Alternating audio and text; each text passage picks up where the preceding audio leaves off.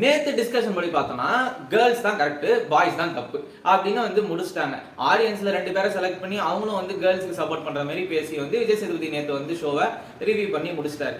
என்ன பொறுத்தவரையும் கேர்ள்ஸா பாய்ஸான்னு கேட்டீங்கன்னா டாஸ்க்ல கேர்ள்ஸ் நல்லாவே பண்ணிட்டு இருக்காங்க. பாய்ஸ் கேம்ல அந்த குட்டி குட்டி கேம் அந்த எப்படி ஷோவை கொண்டு போனோம் அதை நல்லா பண்ணிட்டு இருக்காங்க. கேர்ள்ஸை பொறுத்தவரையும் ஜாக்லின், தர்ஷிகா, ஆனந்தி இவங்க 3 பேருமே ஒரு குட் கண்டஸ்டன்ட். பாய்ஸை பொறுத்தவரையும் எல்லாருமே ஒரு குட் கண்டஸ்டன்ட் தான் இருக்காங்க. அருண், ரஞ்சித் இவங்கலாம் கொஞ்சம் டவுனா இருக்காங்க. ஜெஃப்ரிலாம் கேர்ள்ஸை பொறுத்தவரையும் அவங்க யுனைட்டடா பண்ணி விளையாடணும் அப்படின்னு கேர்ள்ஸ் கிட்ட சொல்லாம பாய்ஸ் கிட்ட நீங்க இண்டிவிஜுவாலிட்டியை காட்டணும் அப்படின்னு ஃபர்ஸ்ட் வாரத்துல சொன்னாரே தவிர இந்த வாரத்துல கேர்ள்ஸ் தான் கரெக்ட், பாய்ஸ் தான் தப்பு அப்படின்றதே ஒரு பாயிண்டா வச்சு ஷோ நகர்ற மாதிரி இருக்கு. ஏன்னா கேர்ள்ஸ் சைடுல இருக்க தப்பையும் சுட்டி காட்டினாதான் கேர்ள்ஸ் அடுத்தடுத்த வாரத்துல நல்லா பர்ஃபார்மன்ஸ் பண்ணுவாங்க.